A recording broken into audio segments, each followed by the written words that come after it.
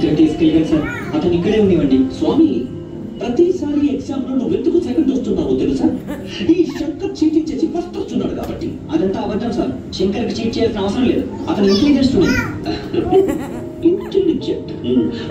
Shut up, don't talk rubbish. కావాలంటే రవిని అడగండి. ఈ శంకర్ అందరి ముందు చీట్ చేసి పాస్ అవుతున్నానని